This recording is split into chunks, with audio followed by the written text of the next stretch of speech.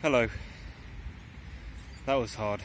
The first half, so it was a 5k, so the first 2.5 was pretty damn difficult.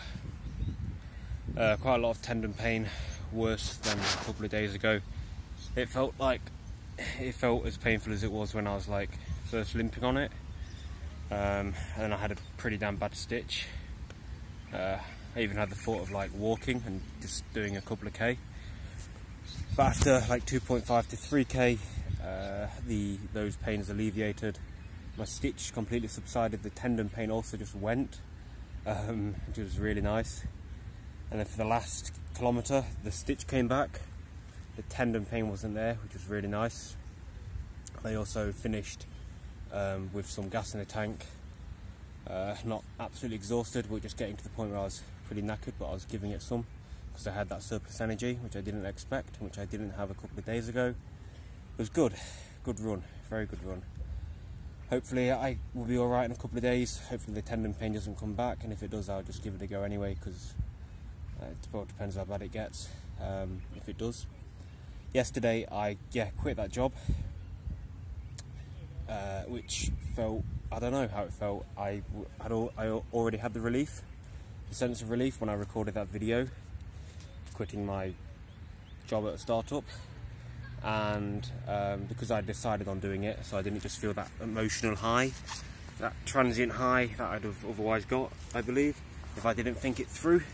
But because I thought it through, I already had that sense of relief. I made the decision, I finalised it with myself before committing, before carrying out the commitment of quitting. I quit it. I got a call from the manager, I don't know, the guy, not the CEO, but like the guy who does all the finances and registers the account and stuff, and he asked me, he explained it 3 times how it would benefit me if I continued doing the writing thing, because the one session I've done with the head guy, he said, I think I spoke about it before, he said in 14 years he hasn't had someone talk. We just clicked, and I think it was very productive for him, and he was quite excited to be in that session with me. So I think that he was trying to coax me. There's a better word, I can't think of the word, but he was trying to persuade me to continue the writing at least. I thought he reiterated it 3 times, explaining it each time, repeating himself, like, oh, you said you've got a passion for writing, this could help you, it was really productive for Rue, etc, etc. And I forewarned him saying I wouldn't do it, but I did say that I would take him up on his proposal of completing the last 4 hours, which I'll do next Thursday in one 5-hour session with a break in between, and that'll be that. And I could do it thereafter to like $100 a week potentially, and that could be like nearly rent. Rent is $140, which is pretty cheap, and I could basically nearly pay off my rent. And then I realised that if I did that over 2 days, then that's 4 hours over, that's 8 hours over 2 days, and that just breaks up my day, and it would break up my working rhythm. So it'd take away a lot more than just 4 hours in the day. It'd take quite a bit more, and even if I was to lump it in one day, that'd take pretty much a day's coding out of my life per week. And I realised that's quite a bit. I've nearly done 6 hours already today. It is actually nearly 5 o'clock, but I was up later than normal. I was up at 5:25. I felt groggy. I woke up in the middle of the night again. I had a very strange dream involving Ian McKellen basically being a pedo and trying to come onto me, and actually having his, like that, by like a 10-year-old girl, and him doing it to her. And we went into the Ian McKellen Museum, and I kept getting slapped by customers in the museum, whatever you want to call them, guests in the museum, attendants in the museum, because I was too close to them, because I was not social distancing, and Ian McKellen was just in the corner laughing because I was getting like abused because I wasn't social distancing. Fucking weird. What the fuck? The last 3 nights I've woken up in the middle of the night, or 4 nights, I've had strange dreams, and I can remember them, so it just tells me that usually I must be a pretty deep sleeper insofar as I can't ever remember my dreams. weird, man. I mean, what fucking has Carl Jung got to say about that? Fuck knows. Yeah, so I just want to be programming. Today I've done media queries and looking into Flexbox, already building a site using Flexbox, so I'm making some solid progress considering I've been doing this learning for less than a week, and I've already built 3 mock easy sites following a tutorial, but the 2 out of the 3 I just made on my own, which I was was pretty damn frustrating, but it's a learning curve and I've been learning by doing. Yeah, I'll think about what else to say. I guess I'll talk about girls and money, the less exciting one first. Money, I guess that's less exciting from my usual point of view.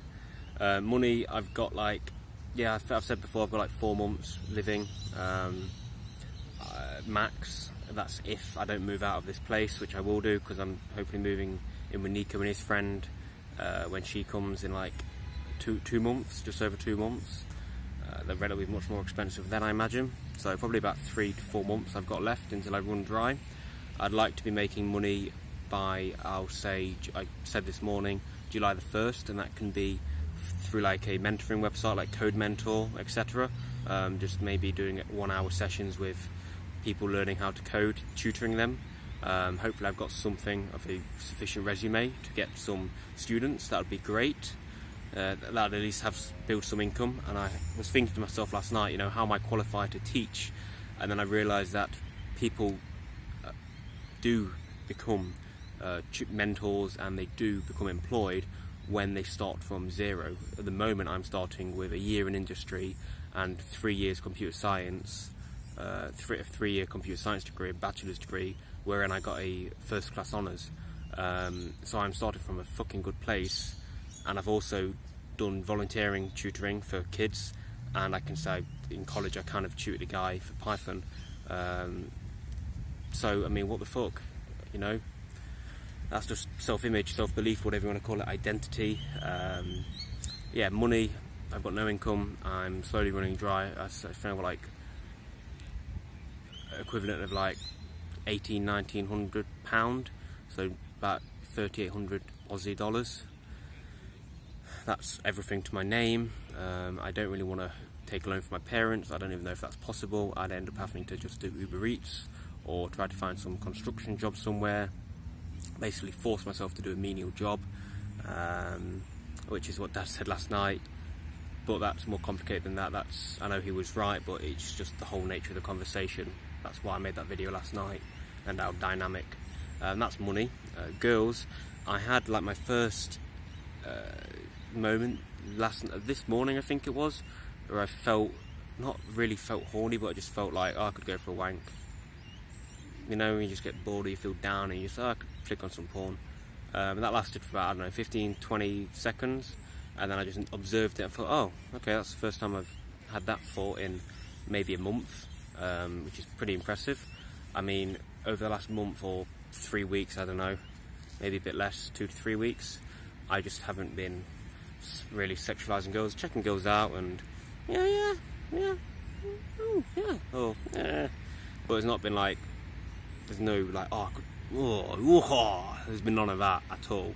Like yesterday, a girl from the hostel, Hayley, just came and like said, oh, I'm gonna come talk. She moved into our room day before yesterday, and yeah, she's like, I don't know, it's 5.5, 5.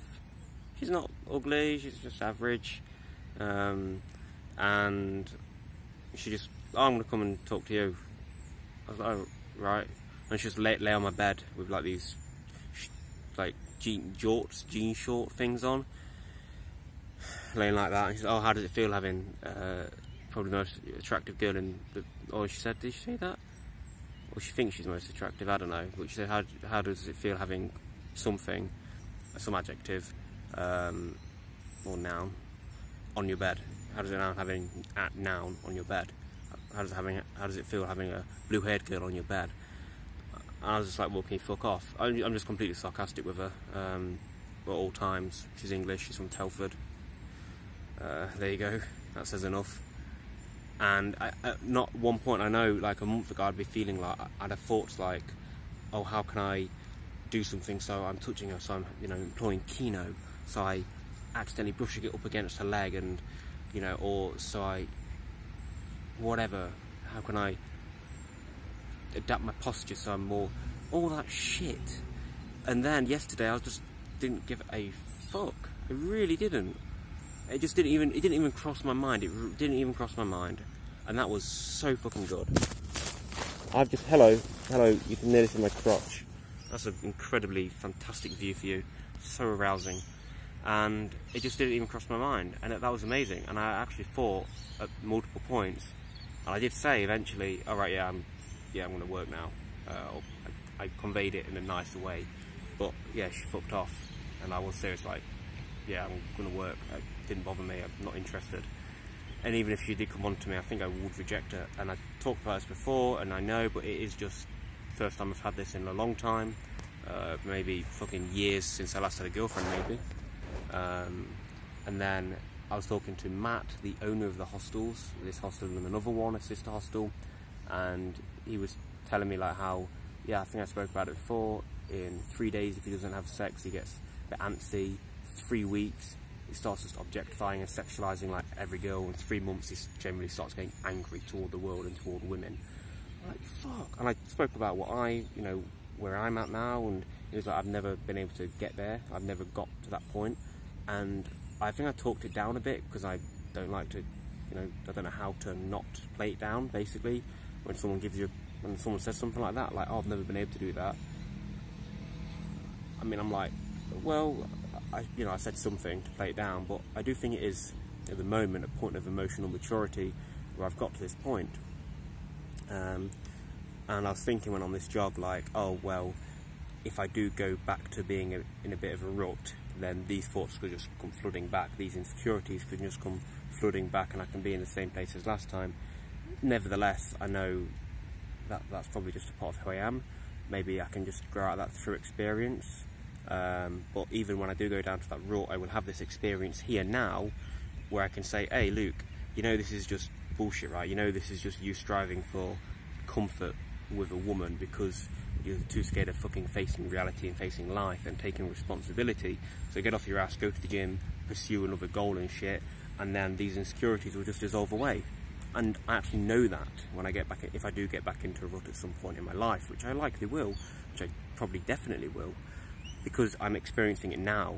I've proved it to myself now. I've proven it to myself now, where I'm not in a rut and I'm not feeling insecure about women. I'm not lonely. I don't feel urges for sex, for emotional connection with girls.